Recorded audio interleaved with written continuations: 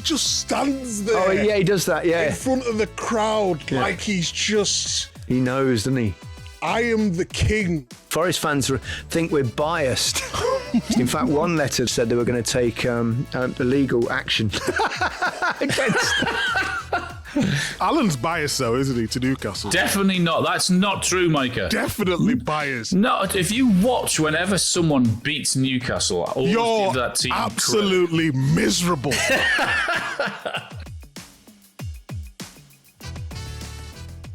Hello and welcome to today's episode of the Rest is Football. I'm Gary Lineker, and as always, I'm joined by the dynamic duo that is Alan Shearer and Micah Richards.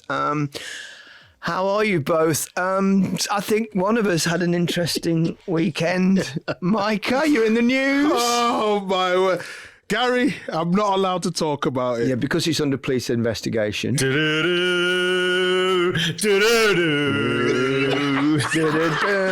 when I'm allowed to talk about it, the Rest is Football will get it first. I think the common opinion is don't with Big Meeks. No comments. I plead the fifth. Flex the guns, Micah. Yes. In case those of you are unaware, there was an incident at Arsenal yesterday where allegedly Roy Keane was headbutted by someone, and a certain Micah Richards stepped in. We'll get the full story at some point. It's something we shouldn't trivialise either. Really, because obviously that's a serious thing that if fans start attacking people. So we'll wait till the police investigation is done before we cover that story even more. As your weekend a little quieter, Alan, I presume? Yes, it was very quiet, especially with Newcastle putting in a really poor performance. I wasn't going to mention it, Alan. I knew you were definitely going to mention it. So I thought I'd get it in before you did. But yeah, it was a little bit quiet.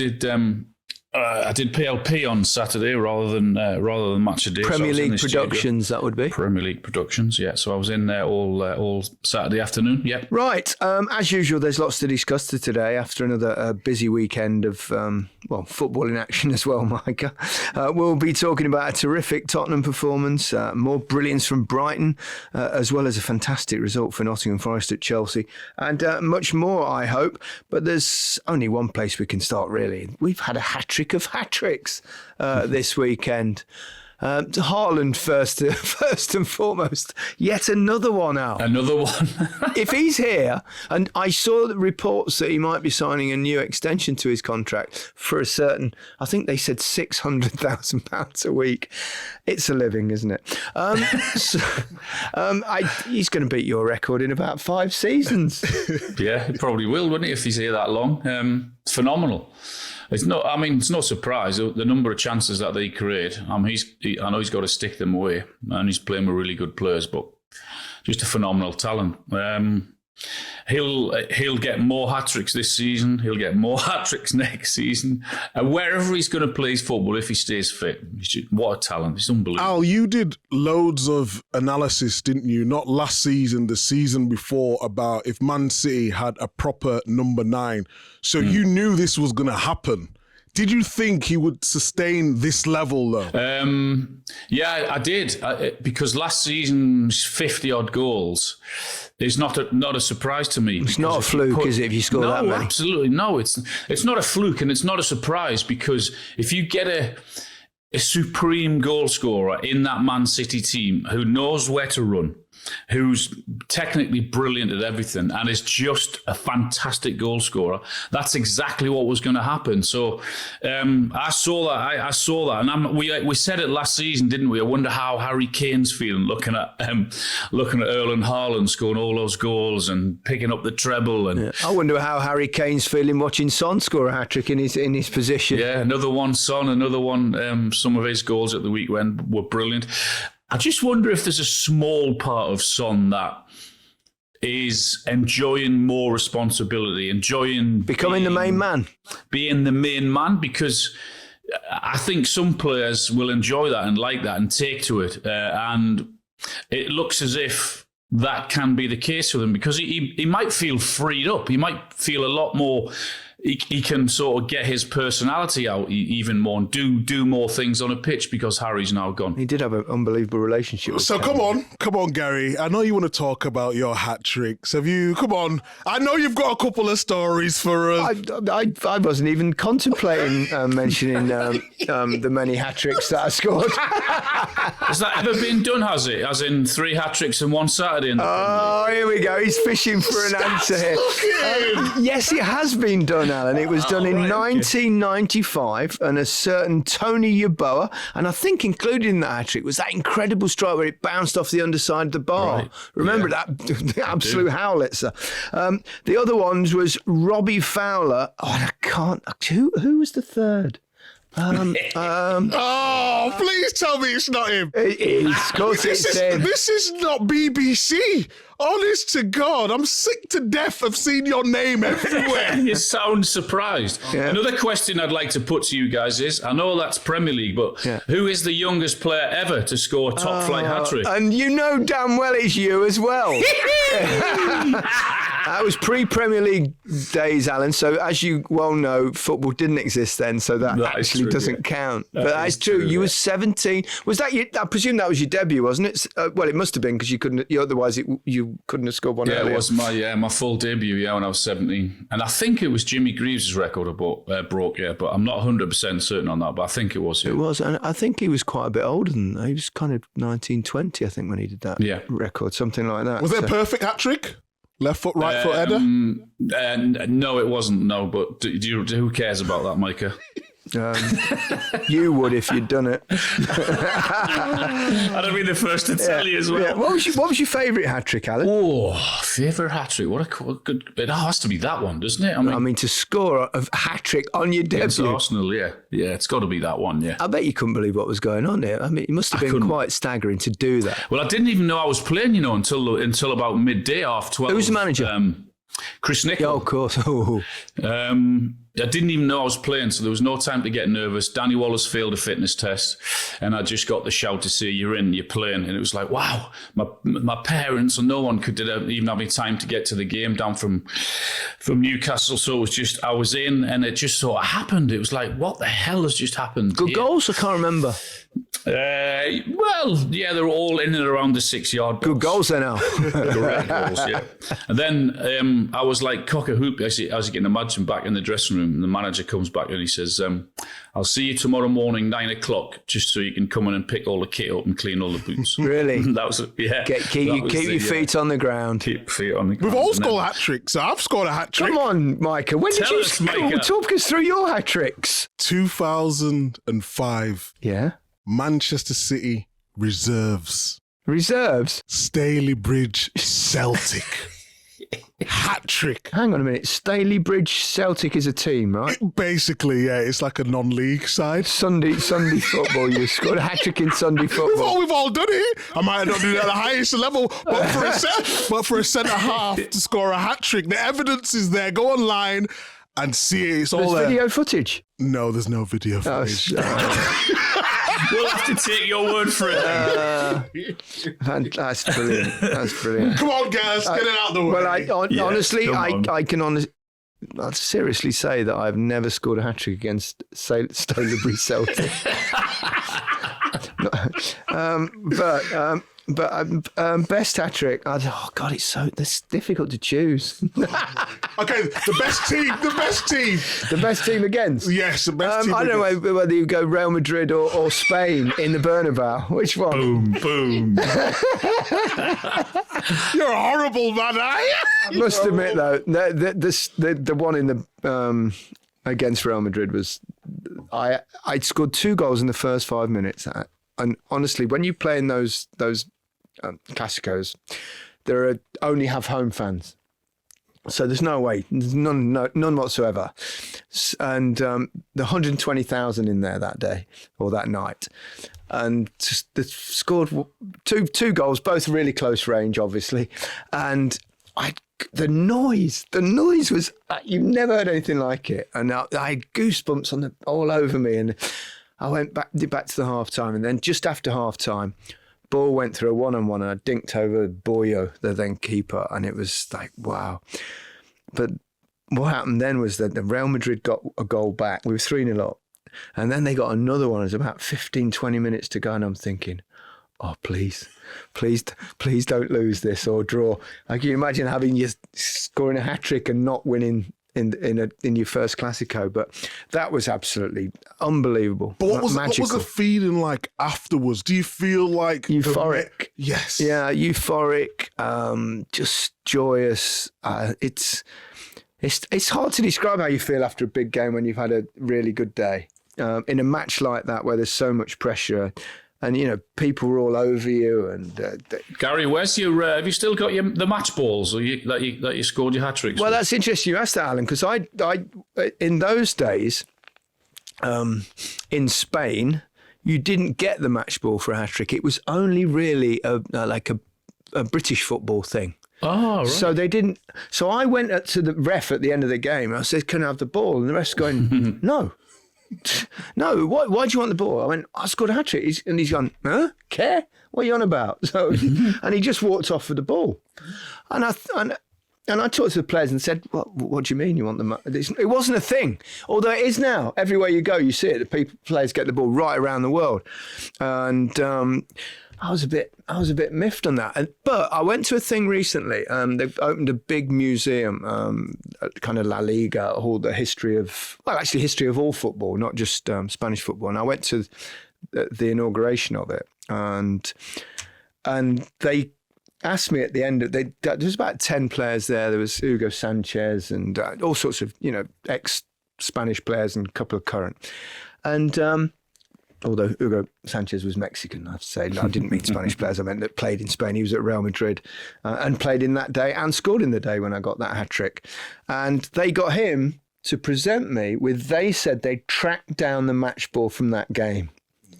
Now, I don't know whether it is or not, but I'm going to take it that it is. And it was certainly that ball. And it was certainly the kind of ball that we used, exactly the same. So... So maybe I'd have it now. Describe the ball. What was it like? It's flat at the moment because I had to deflate it to take it on the plane, but I'll pump it up again. But it was like a round thing, Micah, you know, like a but it had no signatures on it. But I did get Hugo Sanchez to sign it because he was, and he, I don't know whether you have you even heard of him? I've heard of him. He was an unbelievable striker, and I think the best of my time. Speaking the best of time, we've mentioned Son and Haaland's hat-trick. How good is Evan Ferguson going to be? Oh, he's got it all, hasn't he? As long as, you know, you never know really completely with young players because, you know, things can happen in your life or injuries or possibly. But if he gets a fair run and he's got the right attitude, which he looks like he's got from on the pitch, you can never be sure. And hearing him in his interviews and his movement, his finishing, he's only 18. 18, yeah. I said before the game on Saturday, whoever wins that battle, Dan Burn or Ferguson, the team will win the game. And there was only one winner in that. There was only one winner. I mean, you're right, Gary, his movement, his understanding of positioning already at 18, finishing. He's got a bit about him as well, you know. He's got a bit of strength, and he doesn't allow defenders to push him around. I think I said on Match of the Day, he's got a tiny hint of Haaland. Yep. And you know, he's a big lad, strong, quick, good finisher, looks unfazed by everything. Yeah. I mean, the players that Brighton have sold over the last few years, then might just be reading about him in a couple of years' time going to somewhere huge for massive money. I read somewhere that he could play for England. You're going to upset our Irish. Are you going to upset our Irish listeners? He's supposed to have played for Ireland already, but there was a story I read it the other day say he could still play for England. I don't know how true it is, but I'm just telling you what I read. I'm just putting it out there. You know, we're not campaigning for it, just to let you know for our Irish friends and listeners, we're not going to go down that route, but we'll take him. He'll be joined, of course, by, which I thought was probably one of the more interesting signings on the last day or two, by Ansu Fati, who looked like being a superstar at Barcelona. He merged, like, burst onto the scene Micah Richards style, and, well, actually much better than that. And he looked amazing. Then he got the serious injury and he was out for a long time, and he's not quite found his place again since he returned at Barcelona. So they've now put him out on loan, hoping he does rediscover his form, but he kind of played at the left side at the top, which is a bit where Matoma plays. But nevertheless, it will be fascinating to chart his progress. I think it's a really interesting move going there as well, Brighton. I think that's a sign of who they are and what they've done, and De Zerbi and what have you, with the coaching.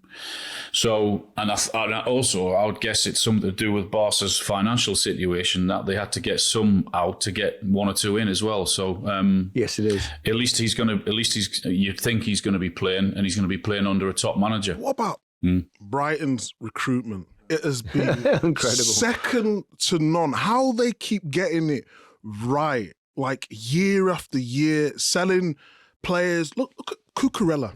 What did they get? 60, 70 million for Cucurella. Yeah. He goes to Chelsea and it looks like he can't kick a ball straight. To be honest, anyone who goes to Chelsea at the moment seems to look like that. Absolute madness. Caicedo goes for 110, 115 million. They just get it right. It's incredible what they're doing, and I don't know how they keep doing it. Well, they've not only done that, but they've managed to sustain a level of performance on the pitch that is truly remarkable. I mean, they were brilliant again on Saturday. I think Estepinian is the next one. Yeah. I think he's performing left side, like one of the best fullbacks in the league. I put him in my fantasy last year. Yeah. He's getting me he's in our team, points, and he's getting his points. Yeah, for those of you who don't know, we have got a fantasy. Yes. How are we doing, Mike? I mean, you're our captain. We're doing very well. I mean, we've got to tinker a little bit of things now. International as well. There's going to be injuries. But we've got off to a very good start. That's very, very encouraging. It excites me a lot. I want to talk about the two aspects of the Tottenham and Burnley game. We mentioned Son, didn't we, before? But, I mean, I think it's quite something the way that Tottenham have started this season, when you take into consideration that they really, really struggled last year, that they've changed manager, that they've lost their star player in Harry Kane, yet they've come out, they're scoring goals, they're playing attractive football. There's something about Ange Ball. No, but there was a period, I think it was last season or a couple of seasons ago, where Kane was out injured. And Spurs actually had a very good record. Son's a captain. He's a main man. When Tottenham played, Harry Kane's a main man, so he could do whatever he wants. When you score that many goals, you can do what you want. But at times, Kane came too deep, and there was no one in that forward area. Now you've got the likes of Maddison, who can deploy that area. Son can stay up, and I just think now they're a better team. I'm not saying someone's going to score 30, 35 goals. I just think now they look like they're taking more responsibility rather than just looking to Harry Kane. Are you claiming here that they're a better team without Harry Kane? No. I think I think they're taking more responsibility. I'm not saying they're going to score as many goals. They just look more dynamic. Everything went through Kane, when now everyone's taking the responsibility, saying, no, I've got my role within the team, and this is what I'm going to do. I told you about Ange Ball from the get-go. I spoke to Chris Sutton, who followed his career when he was in Japan, when he was in Celtic. We knew the way they was going to play, but to get that message across so soon, it's been great to see. And Maddison's kind of proven himself as well there, isn't he? Because I think a lot of people are saying, oh, he's better than I thought he was. A lot of people are saying that. And, I mean, obviously those of us that followed Leicester and saw him, even last season when he was by a million miles the best player in the Leicester team, playing when a team's really struggling is a really good sign. We're all fans of him, aren't we? All like who and what he is. We like his attitude. He's had a really good start, as have Tottenham. I do think there will be a period though. I think I said to you earlier, didn't I, that I'm always reluctant to say they're going to be great until after. It's the hope that kills you. It always is. Yeah, I do think there'll be a period that with Tottenham that they will end up missing Harry's goals. I've no doubt about that. But I do like the way they've started, and obviously the manager and his style of play and everything else, and the way players are taking more responsibility because of the loss of him. So, they've had a really good start and looking impressive, scoring some. That's what they're going to have to do. They're going to have to share the load of goals around, aren't they? Well, they shared quite a few on Saturday. Worrying for Burnley, though, Micah. Yeah, Vincent, your old teammate. They've conceded a lot of goals in the first 3 games. They've lost them all at home. I'm so disappointed with Burnley. I watched them on the opening weekend. It was a Friday night football, and yes, there was against top opposition, but all the stuff that they've done well in the Championship, they've not done in the Premier League. They're so naive at the back. Yes, Vincent Kompany's got a style of play and he will stick to that. But as players, and sometimes from the manager, you've got to say, okay, we're up against better opposition. We need to adapt to what we're against. And they keep making the same mistakes over and over and over again. When we talked about that game that was supposed to be at Luton, and then Burnley could have took that game at home, and I said they should have taken that game just to give them a bit of feel-good factor around the camp, potentially get 3 points on the board. And now, I think after international break, they're away at Nottingham Forest. If they lose against Forest, you're already looking up at the table thinking, where are we going to get results? And then games become must-win. I think Kompany will get it right, I do, in the end, but he's going to have to change. Do you think he will change, though, Micah? Because he seems pretty adamant that that's his style of play and that's how he's going to go on. I mean, he has to tinker and he has to operate, because I watched that game on the weekend and they are so open. They leave themselves so open. And I look at Burnley and I just think, I know he's got his principles, Vincent, and how he wants his players to keep on playing out from the back, etc. That's fine. But against better opposition, it is more difficult to do that because you get punished. Teams are fitter, teams are quicker. They understand the game a lot more, and I just keep watching them, and they're making the same mistakes. He's got to tighten up a little bit because they are far, far too open. At this level, you make errors, you're gonna get punished, and that's exactly what's happening. And unless he changes something, they might find themselves in a relegation battle quicker than they want. It's always tough, isn't it, coming up from the Championship? It's a big gulf, and I want to talk about Forest, and for a couple of reasons, really. We got a bit of stick on Match of the Day a week or so ago because Forest fans think we're biased. Match of the Day is, honestly, I get this all the time from football fans of every club, and they say, you really don't like us, you're biased. In fact, one letter that received said they were going to take legal action against. I mean, I'm sorry for that person, whoever it is, but rest assured we have no bias against any football club as a television programme, because that would be absurd. Obviously, various people, some people don't like certain football clubs, but we have different pundits every week. In fact, just tell them we can't talk about Forest. We got the lawyers involved. Exactly. One of our producers, as you well know, Alan Finchy, is a massive Nottingham Forest fan. Yeah. Alan's biased, though, isn't he, to Newcastle? Yeah, but that's fine. You can be biased towards your own team. Definitely not. That's not true, Micah. Definitely biased. No, if you watch whenever someone beats Newcastle, I always give that team absolutely credit. Miserable. Yeah. Well, what I will say, though... Drain the energy out of the room, you do. What I will say, though, is I think what happens is when it's your team that you're following, you tend to be more critical, and because you know when your team loses, it upsets you more. So you're more critical of your own team. But I always think, and it's the same when we get the complaints. It's Nottingham Forest this week. It'll be Aston Villa. We've had Villa before. In fact, we've had it from every club, because if they have a performance and they don't think you've done enough analysis on it, and they get really upset. Now, I understand why, but it's. I always think it's a little bit like, your children, and if you're critical of your own children, that's fine. Sometimes you've got to, criticise them or get upset with them or tell them or teach them stuff.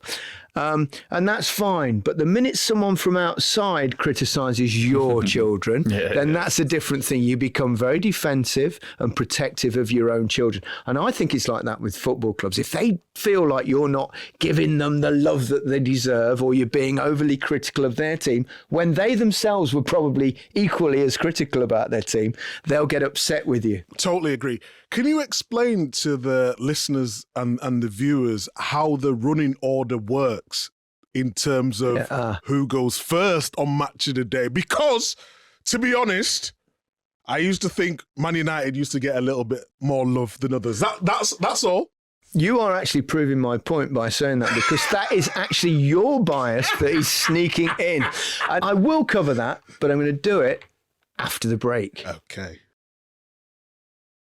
Welcome back to The Rest is Football with Alan Shearer, Micah Richards and myself, Gary Lineker. And when we left you, we were in the brink of a discussion that had led to Match of the Day and how we do things and how we decide the running order. And Micah would like me to explain how we decide the running order. Now, the running order, when you don't like it, is chosen by the director, and when you or the editor, and when you do like it, it's picked by me, obviously. Not at all. It's a kind of combined effort, but it is ultimately the editor's decision. And the way it works really is, I mean, it's called Match of the Day, so generally you try and get the best match on first. Now, if you're covering people say, oh, you always start with Manchester City because they're top of the league, for example. Or now, obviously, whenever you're covering a sporting event, the main focus will be on the leaders. You won't watch a horse race and just watch the back six teams for the entirety of the event. If you're watching athletics, they'll focus mainly on the leaders. If you're watching Formula One, they'll focus mainly on the leaders, but then they will go back from time to time and watch the others. So, obviously, who is at the top and near the top of the league, not at this stage of the season, but certainly towards the second half of the season, that has to come into your thinking when you're deciding the running order. But primarily, it's picked on the best game of the day. So on Saturday, I think it was Tottenham-Burnley, wasn't it? The lead game, 5-2. Burnley scored first, they came back, hat-trick from Son. It was a difficult one on Saturday because there were so many great games and so many goals.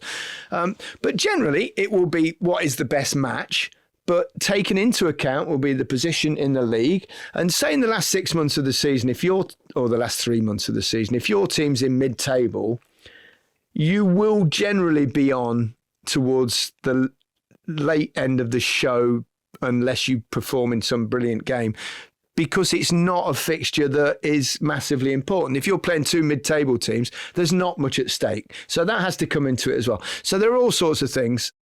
We put Forest beating Chelsea, which was only 1-0, on second on Saturday night after the 5-2 Tottenham away win. We put it ahead of Manchester City, who banged in 5, because Forest winning at Chelsea is a big story. Whereas Manchester City winning in a canter at home is not such a big story, but there's a Haaland hat-trick, so it had to go third. So you take into account all those things, and then generally you have matches where there's an actual winning result is better than a draw. So draws, unless it's a huge game at the top of the table, will tend to feature towards the latter stages of the show. Have I explained enough, Micah? Incredibly well. So I think the moral of the story is we're not biased. No, we're not. So basically, when Leicester was in the Premier League, they was always on the top 3. They were, sadly weren't. Well, they were towards the end of the season because they're in a dogfight in a relegation. So you start at the top, then you go to the bottom, then you go to the middle. But what we do get is complaints about the running order. But when we get complaints, it's always about the team that person supports being on too low.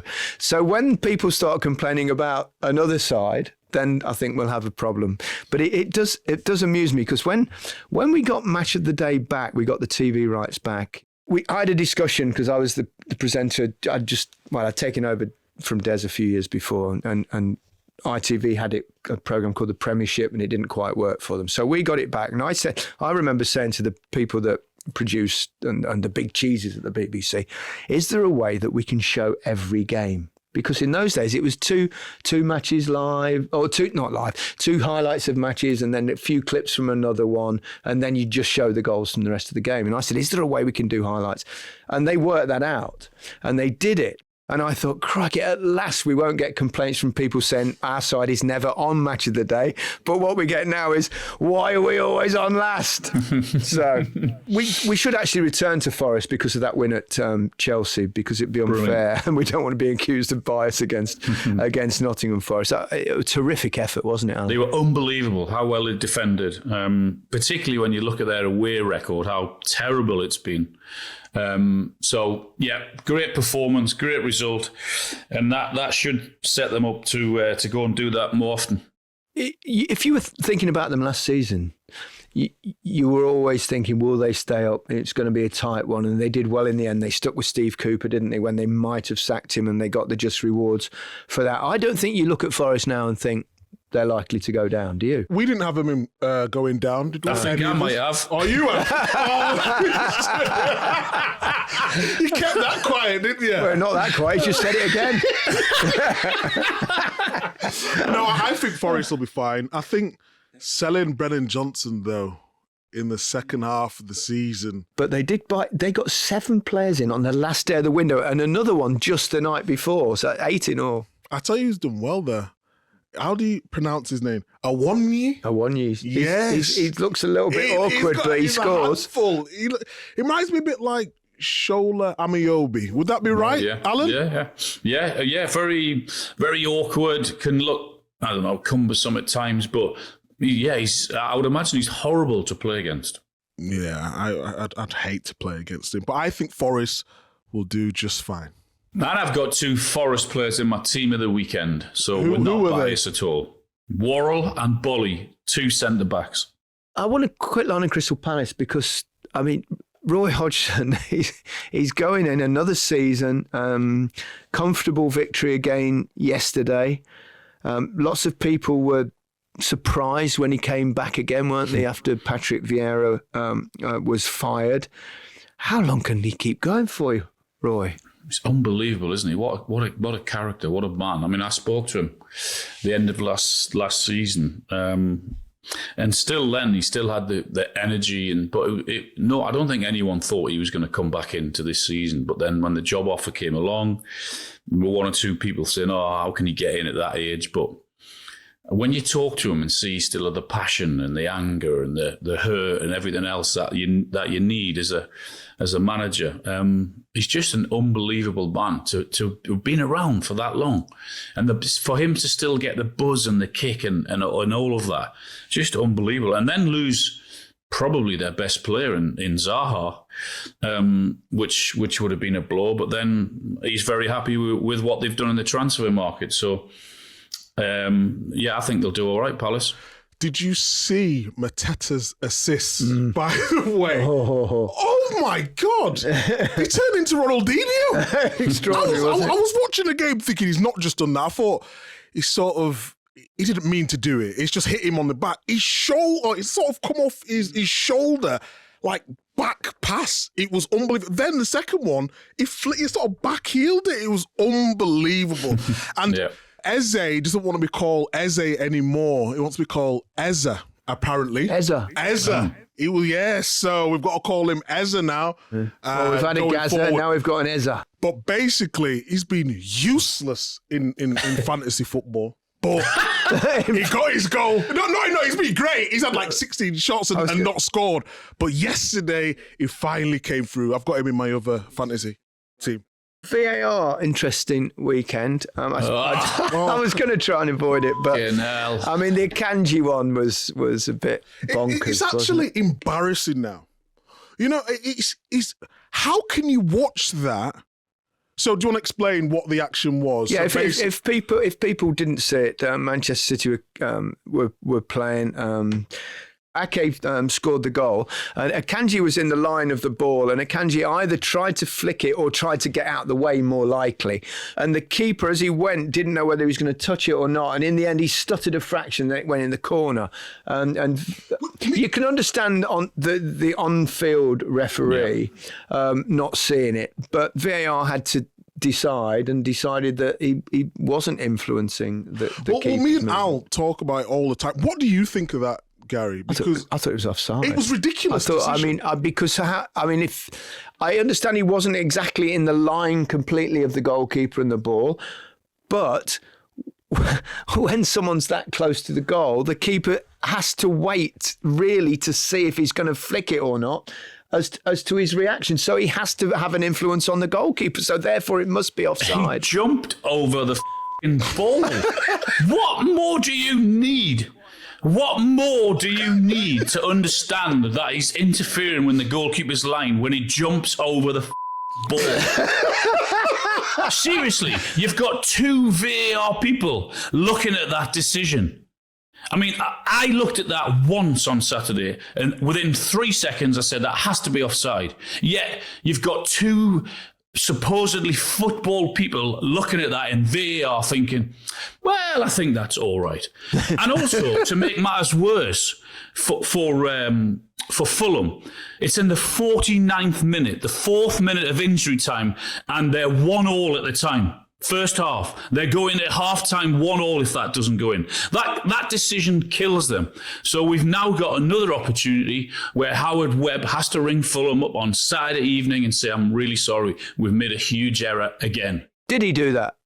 Yes. He did. All right. Fair. He did, well, yes. Yeah, I mean, it was a remarkable. Yeah, but one. apologies no good, is it, really? Well, it probably makes it worse in a way. I don't want the apology. Your apology.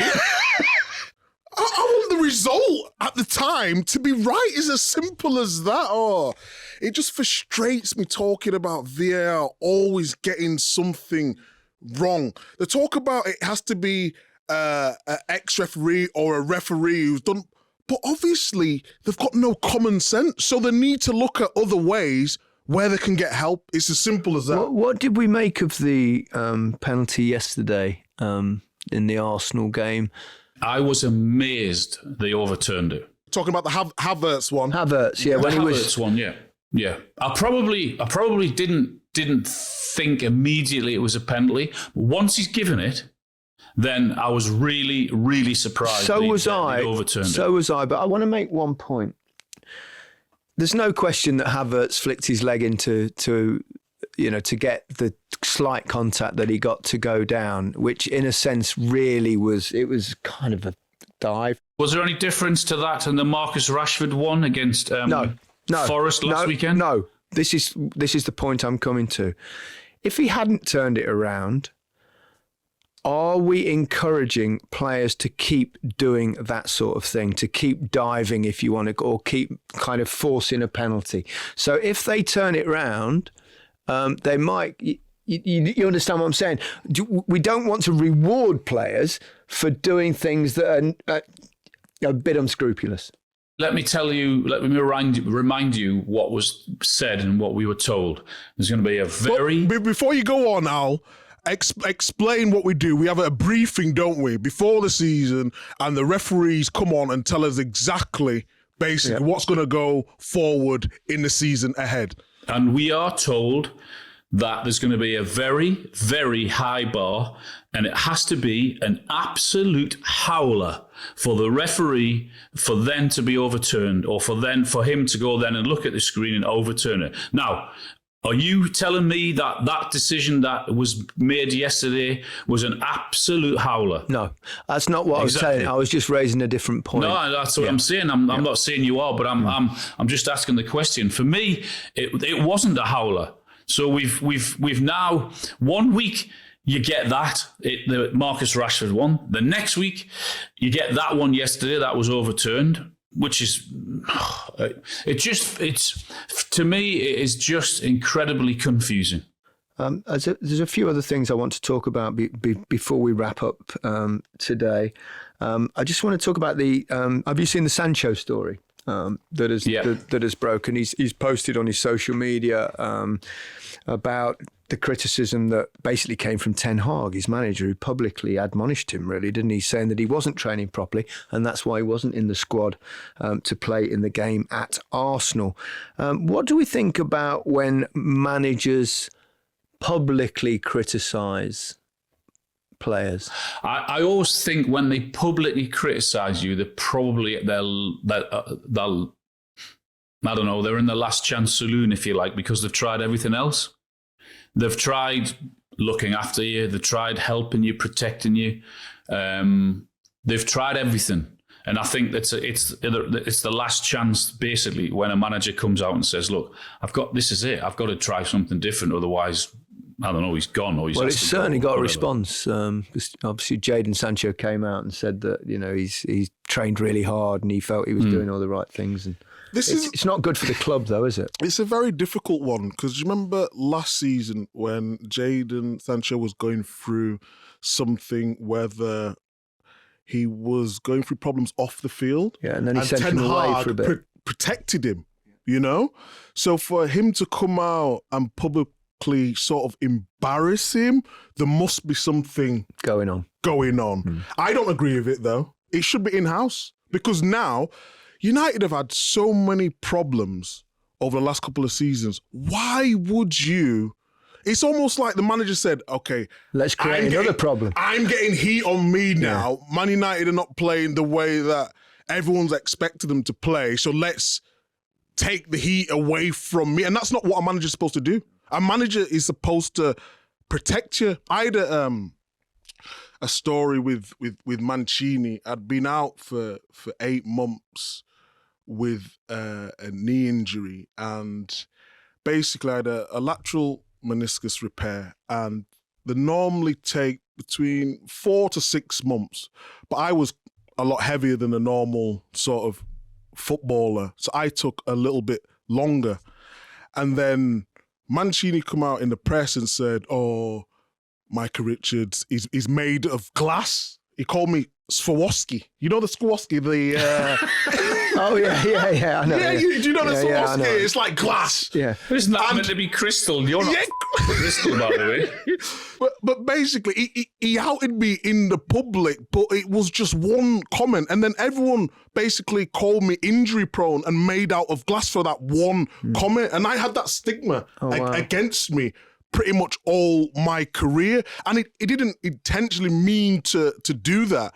And it is being a little bit sloppy from Ten Hag. You know what you're doing. You know what you're saying. You know the size of the club that you're at. And every word that you say is going to be scrutinised. So I think Ten Hag should do better.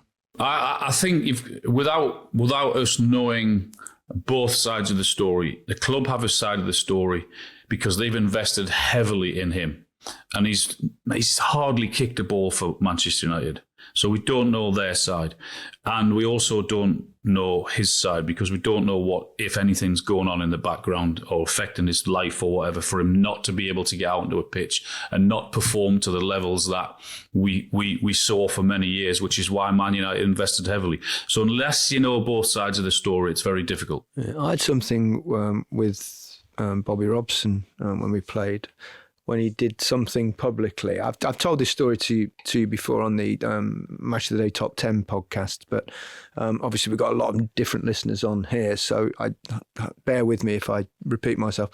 But in the Euros in 1988, we played in Germany, and I contracted hepatitis. I didn't know at the time, but I felt really weak in the first match. Second match, I just got through on fighting spirit, but there wasn't a lot in my body, and then I could barely move after that game. Then we went into the third game of the three. We already knocked out because we had a shocker, and we played against Russia, and I couldn't put one leg in front of the other the day before the match in training. But cometh the match, Bobby puts me in the team. I think they thought I was kind of faking it or something, and I thought so I played the first half, and he took me off at half time, and I felt so ill. And anyway, we bombed out, lost all three of our group games, and there was a back page headline on one of the tabloids, where Bobby Robson did his column, and there was 5 pictures of players that hadn't performed and all this, and it was part of his piece. We used to get the faxes of the newspapers sent by fax, and we got the back of this paper. It might have been the Mail on Sunday or some of the Mail. And we got on the team bus to go to the airport to go home. And I had a copy of it. And I threw it to Bobby Robson. I said, "You're out of order." And I'd never fallen out with Bobby Robson. Anyway, so I go back home and I get tested, and turns out I've got hepatitis, which Alan also had in his career, which is bloody awful. So I was in hospital for about a week.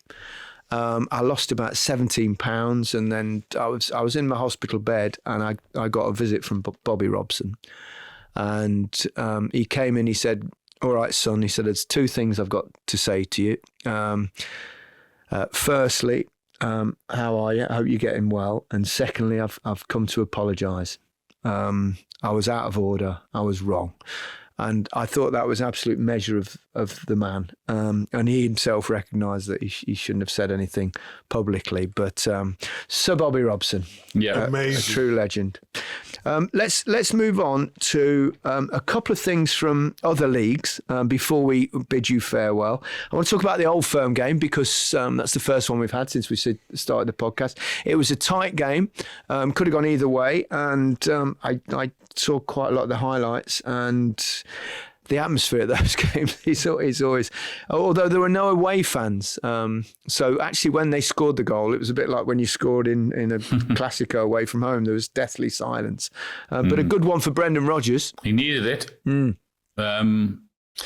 I mean, I think that the standard from those two has certainly dipped in recent years. I watched bits of it and I was thinking, I mean, the atmosphere was amazing, but the standard of football wasn't great at all.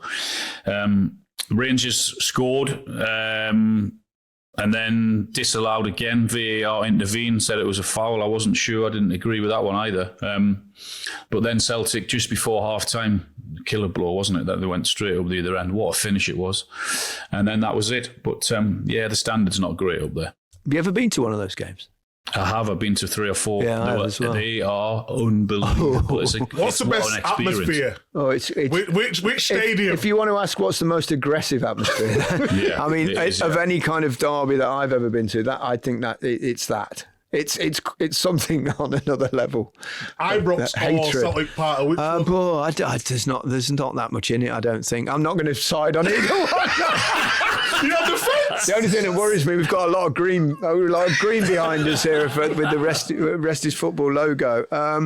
I don't. Did you see something talking about supporters and fans? Did you see the thing with the Olympique Lyon supporters and their ultras? I think we sent it through on the group chat that we have, where basically the players had to go to the end. Something's happened very similar, didn't it, with AC Milan last season, where Derby, wasn't it? Yes, I was at the game. You were at that game.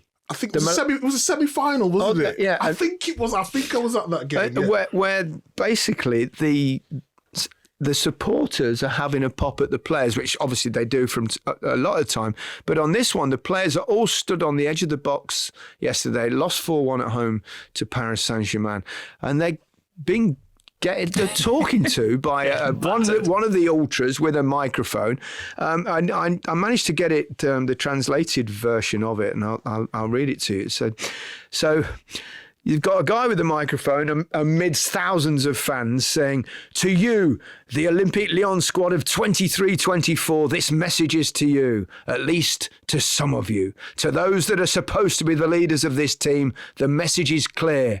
If there are leaders in this team, you don't have the right to keep quiet. You wear the jersey of Olympique Lyon. Others before you have worn it, glorified it. You don't have the right to tarnish it." Strong words from the fan. What would you make of that if you got like a I wouldn't say a word. None of them did. None of them I'd did. be quiet like a mouse. No. Did you see the picture of them all stood there? I mean, their faces are lit like thunder. You can imagine. I was thinking, oh my God, it's incredible, isn't it? It's one thing getting bollocked off your manager in the dressing room, that's fine, but standing there with getting absolutely belters off. Humiliating. Of fans. Yeah, it is, yeah. All the cameras are on you and you can't say a word either, can you, I suppose? But the bottom of the league and they're just being battered at home, hadn't they, off PSG? Well, they pay for their tickets. It'd be interesting to see if it caught on here. Be interesting. Micah would start swinging. Now, come on, let's be careful. Let's finish with the moment of the week. I think the moment of the week. No, you can't be the moment of the week. Not for that. Moment of the week. I'm going to go. Jude Bellingham again. What is he doing over there? Did you see his celebration? Just to tell people, if you weren't aware, I'm sure you are, the last minute winner. Tell me about his celebration. He just stands there. Oh, yeah, he does that, yeah. In front of the crowd, like he's just... He knows, doesn't he? I am the king of this stadium. El Rey del Bernabéu. Bow to me. El Rey del Bernabéu. Wow. Speaking of stadiums, how good's the new one? Oh, the incredible, stadium, isn't it? It's fantastic, isn't it? Yeah. Blimey, what a player. What a player. And what a lovely way to finish. Micah? Say goodbye. Pleasure as always, Gary.